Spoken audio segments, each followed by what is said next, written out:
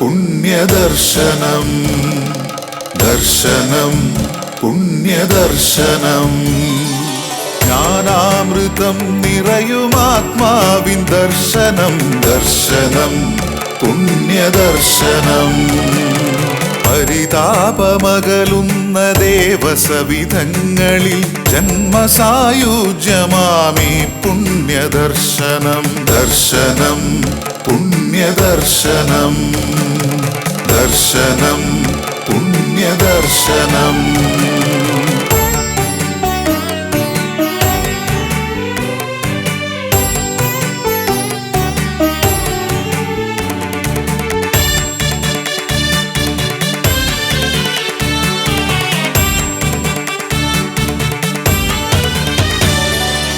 ഒരു ചെറുജ്യോതിയിൽ നിന്നും പകരുന്ന സൂര്യ തേജസ്സാകും കനിവിൻ്റെ ദർശനം ഒരു ചെറുജ്യോതിയിൽ നിന്നും പകരുന്ന സൂര്യ തേജസ്സാകും കനിവിൻ്റെ ദർശനം ജനിമൃതി ദുഃഖങ്ങളകലുന്നൊരറിവിൻ്റെ നിറവാകുമാനന്ദമീ ദർശനം ജനിമൃതി ദുഃഖങ്ങളകലുന്നൊരറിവിൻ്റെ നിറവാകുമാനന്ദമീ ദർശനം ദർശനം പുണ്യദർശനം ജ്ഞാനാമൃതം നിറയുമാത്മാവിൻ ദർശനം ദർശനം പുണ്യദർശനം ദർശനം പുണ്യദർശനം ദർശനം പുണ്യദർശനം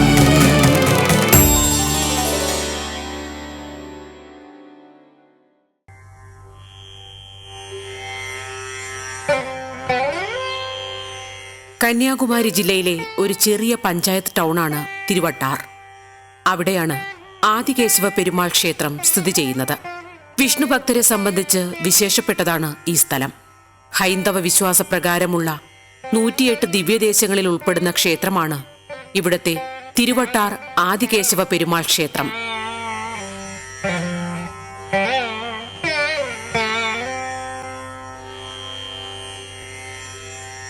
ക്ഷീരസാഗര ശയന നനോ ക്ഷീരസാഗര ശയന നനോ.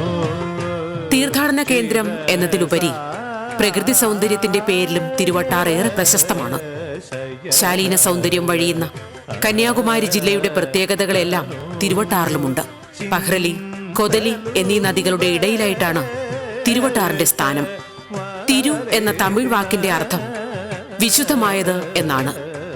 ആറ് എന്നാൽ നദി, തിരുവട്ടാർ എന്നാൽ നദിയാൽ ചുറ്റപ്പെട്ട വിശുദ്ധ സ്ഥലമെന്നാണ് അർത്ഥം.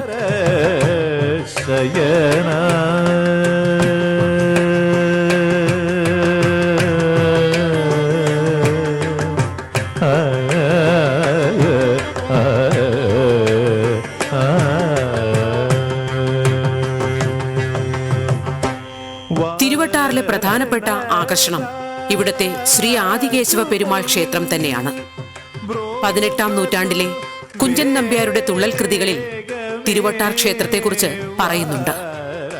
മാത്തൂർ തൂക്കുപാലം, സെന്റ് ജെയിംസ് പള്ളി, ഉദയഗിരിക്കോട്ട, തൃപ്പരപ്പ് വെള്ളച്ചാട്ടം എന്നിവയെല്ലാമാണ് തിരുവട്ടാറിൽ കാണാനുള്ള മറ്റു കാര്യങ്ങൾ.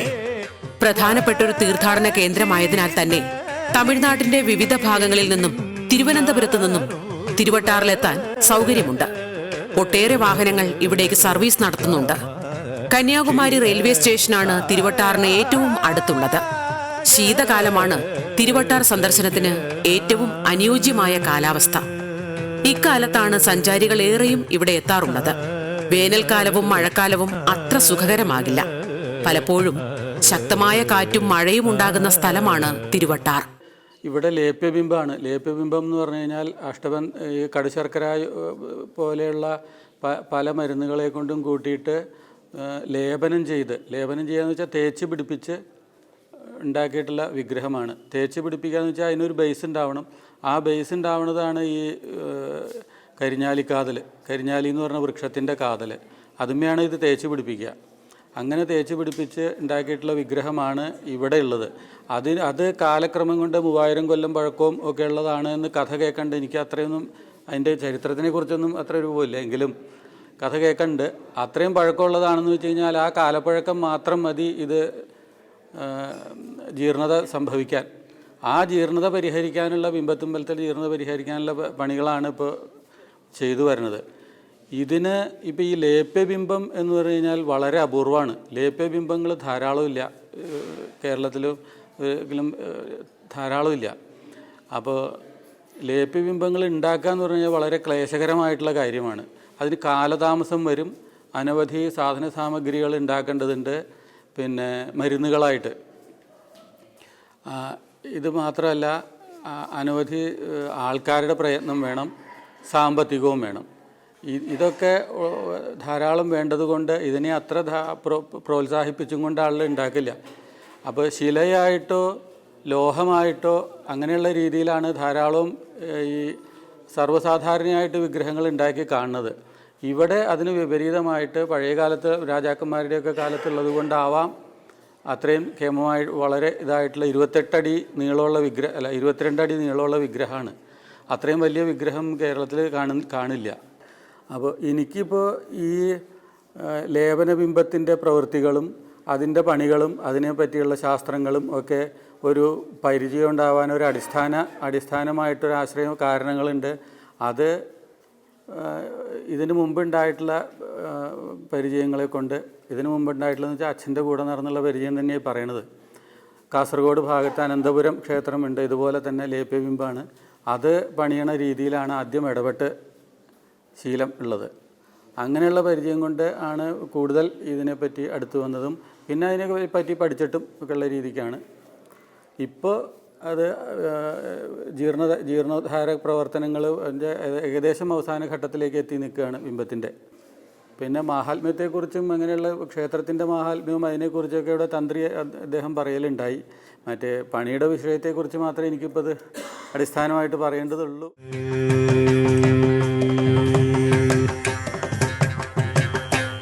നാരീ മണിക്ക് ചേരലിച്ചി നദി നാടേനെ വിണ്ണാനുറ രാമ.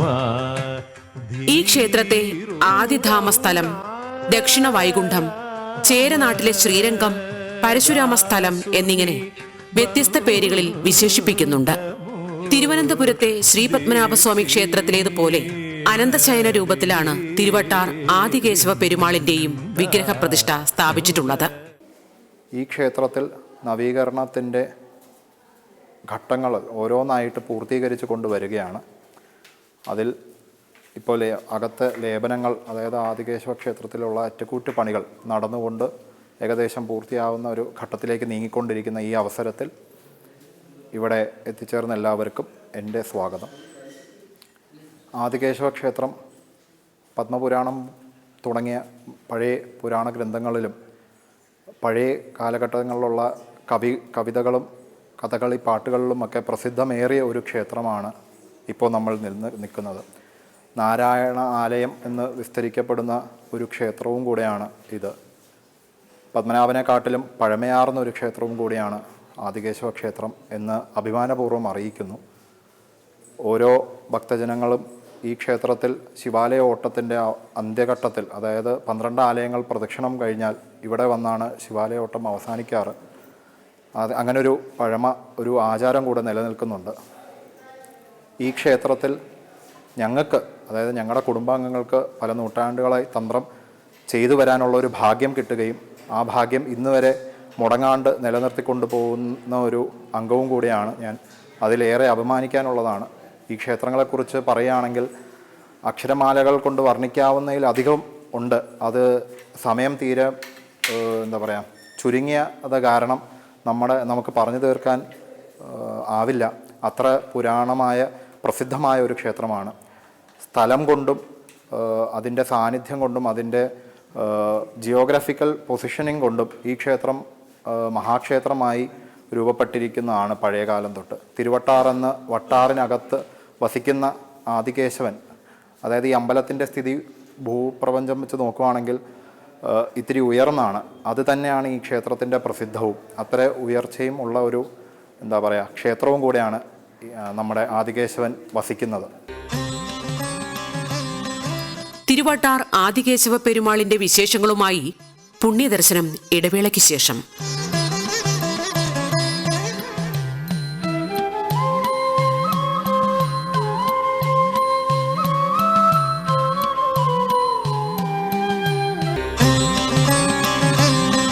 തിരുവട്ടാർ ആദികേശവ പെരുമാളിന്റെ വിശേഷങ്ങളുമായി പുണ്യദർശനം തുടരുന്നു.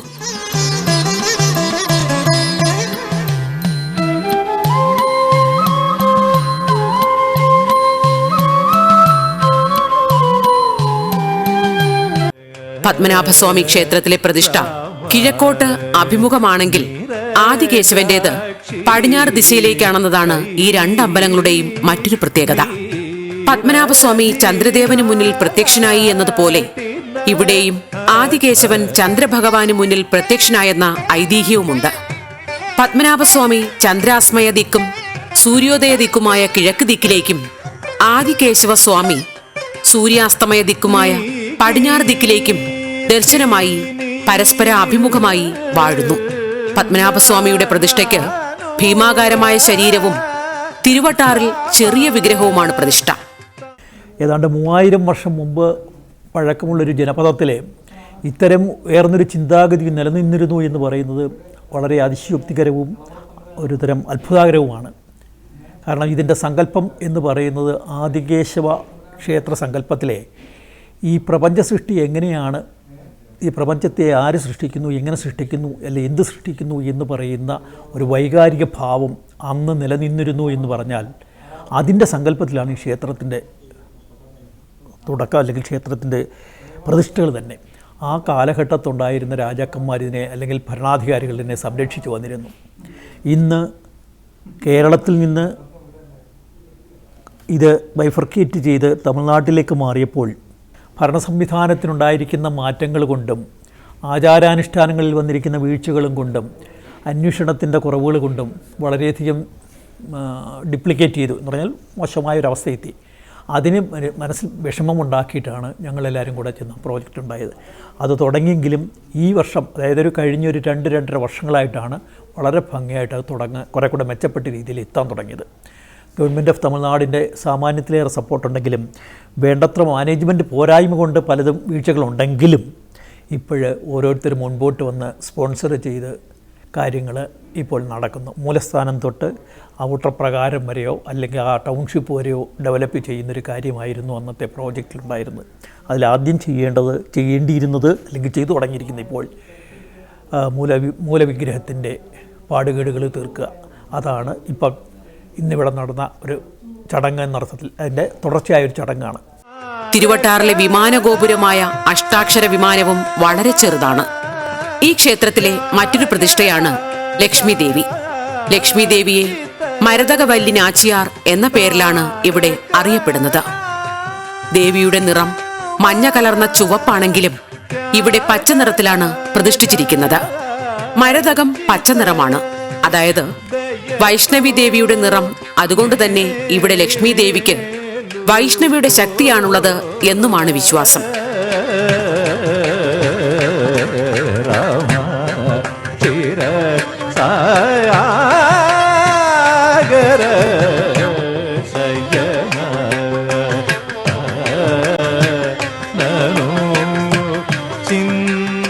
ഇവിടുത്തെ അറ്റകുറ്റപ്പണികളുടെ തുടക്കം മുതലുള്ള ഒരു സാക്ഷിയാവാനും ചെറിയ രീതിയിലൊരു പങ്ക് വഹിക്കാനും എനിക്ക് സാധിച്ചു. അത് വളരെ വലിയൊരു ഭാഗ്യമായിട്ട് ഞാൻ കരുതുന്നു.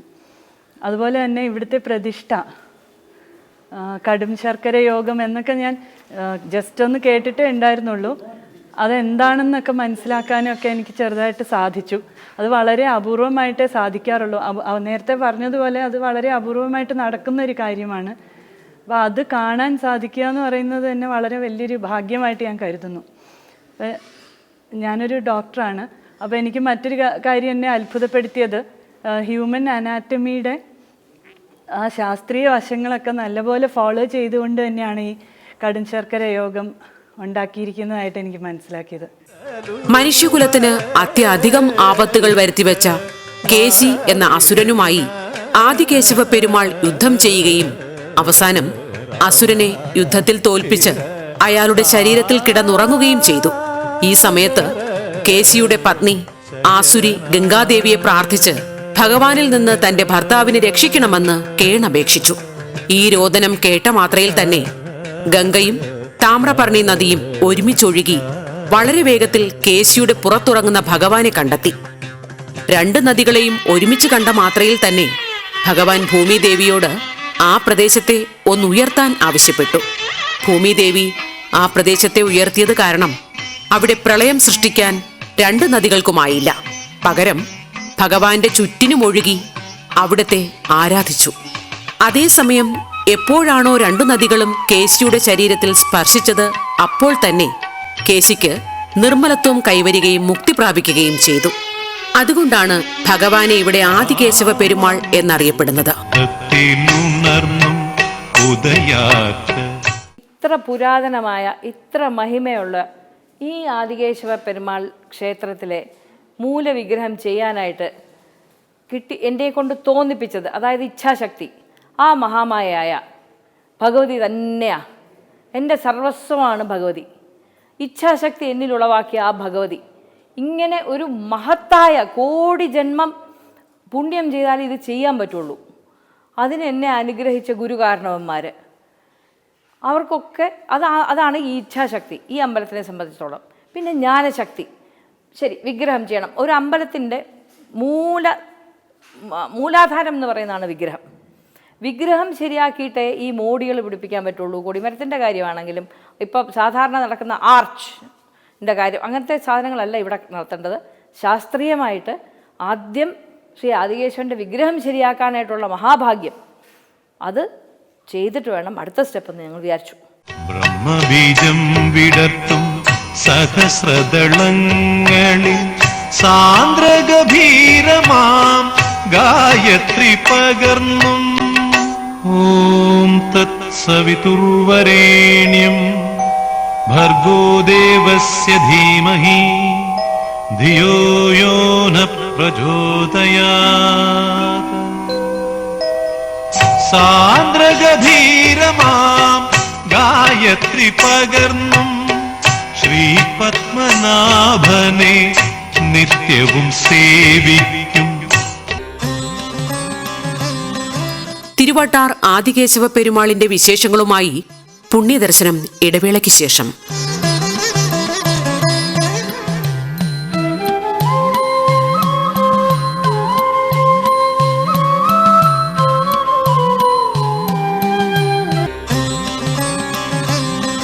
തിരുവട്ടാർ ആദികേശവ പെരുമാളിന്റെ വിശേഷങ്ങളുമായി പുണ്യദർശനം തുടരുന്നു.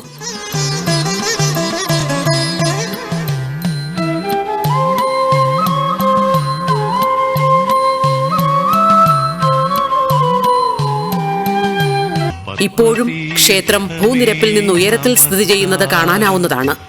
ഒരസുരനായിരുന്നിട്ട് കൂടി കേസിക്ക് ഭഗവാന്റെ തിരുമേനിയെ കെട്ടിപ്പിടിക്കുന്നതിനുള്ള ഭാഗ്യം യുദ്ധത്തിനിടയിൽ ലഭിക്കുകയും ഉടൻ തന്നെ അയാൾക്ക് മുക്തി ലഭിക്കുകയും ചെയ്തു. തീർത്ഥവാരിയും പുഷ്പാഞ്ജലിയുമാണ് ഇവിടുത്തെ രണ്ട് പ്രധാന ഉത്സവങ്ങൾ. പ്രതിഷ്ഠയിൽ അനേകം തരത്തിലുള്ള പുഷ്പങ്ങൾ അർപ്പിച്ചുകൊണ്ടാണ് പുഷ്പാഞ്ജലി നടത്തുന്നത്. കടൽവായ് തീർത്ഥം, വാറ്റാർ, രാമതീർത്ഥം എന്നിവയാണ് ഇവിടുത്തെ പ്രധാന പുഷ്കരണികൾ. അഷ്ടാംഗ വിമാനവും അഷ്ടാക്ഷര വിമാനവും ഇവിടെ കാണപ്പെടുന്നുണ്ട്. തിരുവട്ടാറിൽ മരവും കരിങ്കല്ലുമാണ് ക്ഷേത്ര നിർമ്മാണത്തിന് കൂടുതലായി ഉപയോഗിച്ചിട്ടുള്ളത്. വിവിധ ഹിന്ദു ദൈവങ്ങളുടെ രൂപങ്ങൾ മരത്തിൽ കൊത്തിവെച്ചിട്ടുണ്ട്. ക്ഷേത്രത്തിന്റെ തൂണിലും മച്ചിലുമെല്ലാം പുരാണങ്ങളിൽ നിന്നുള്ള രംഗങ്ങൾ കാണാം. വലിയ ബലിക്കൽ പുര എന്ന് പറയുന്ന നാലമ്പലം, ക്ഷേത്രത്തെ ചുറ്റിയുള്ള നാലമ്പലത്തിൽ ആ ബലിക്കൽ പുരയിൽ ഒരേ വലിപ്പത്തിലും ഒരേ ഉയരത്തിലും ഉള്ള 224 കൽത്തൂണുകളുണ്ട്.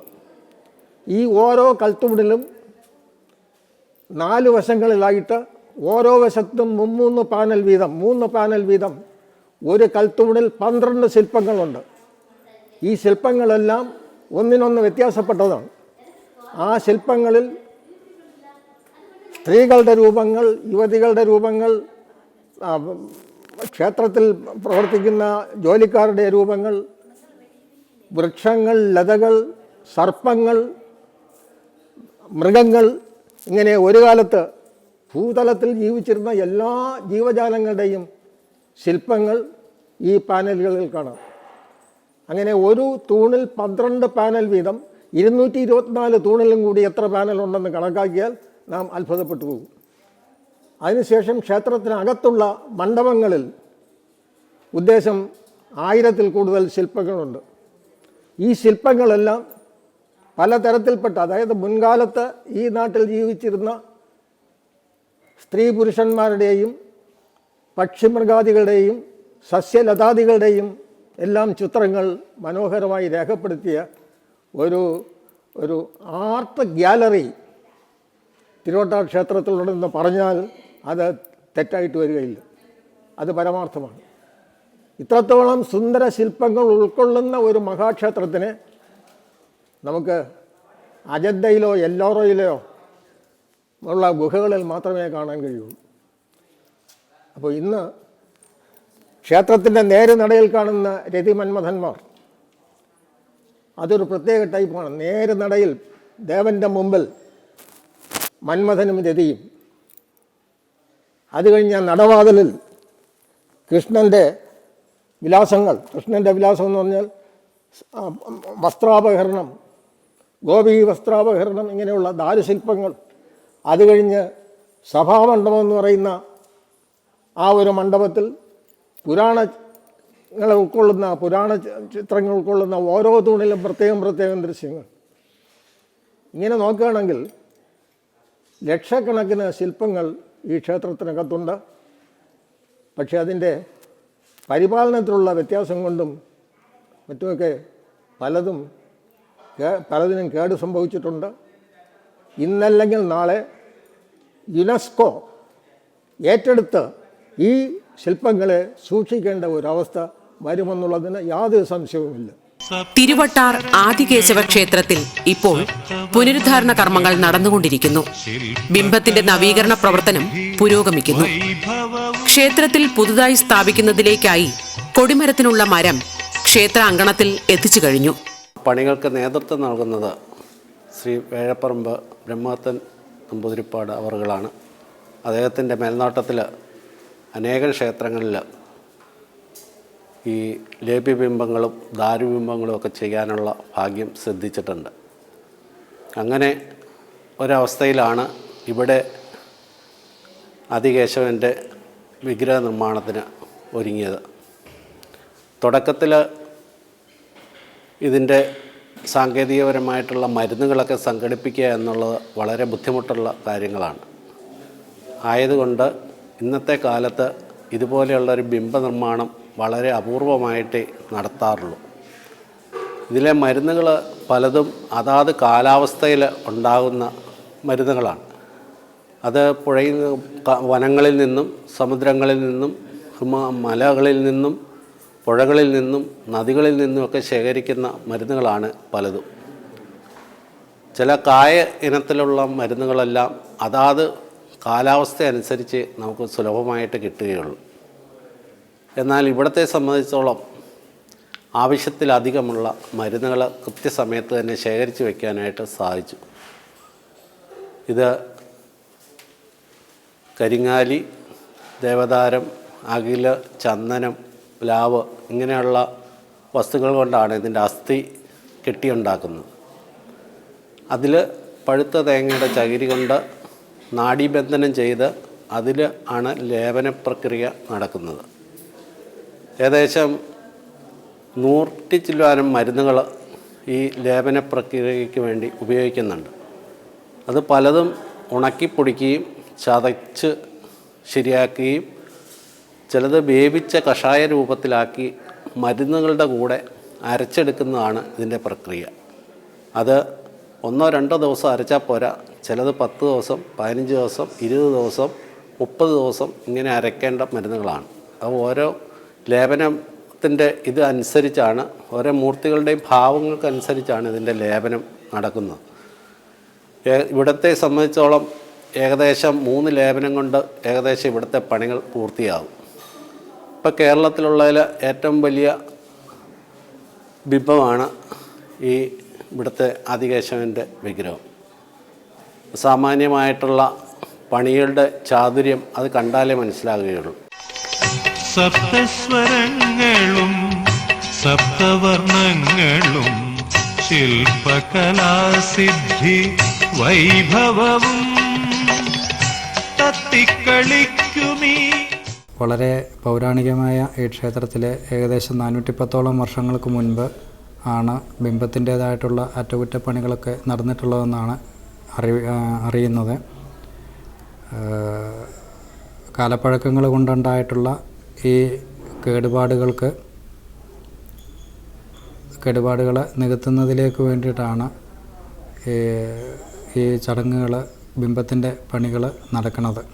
അത് കേരളത്തിലെ തന്നെ വാസ്തുശാസ്ത്ര വിദഗ്ധനും തന്ത്രശാസ്ത്ര വിദഗ്ധനുമൊക്കെ ആയിട്ടുള്ള വേഴപ്പറമ്പ് പരമേശ്വരൻ നമ്പൂതിരിയുടെ മകനായ ബ്രഹ്മദത്തൻ നമ്പൂതിരിപ്പാടിൻ്റെയും മുഖ്യ കാർമ്മികത്വത്തിലും മണലിക്കര മാത്തൂര് മഠം സുബ്രഹ്മണ്യരു, ശങ്കരനാരായണരു, സജിത് ശങ്കരനാരായണരു എന്നീ തന്ത്രിമാരുടെയൊക്കെ നേതൃത്വത്തിലും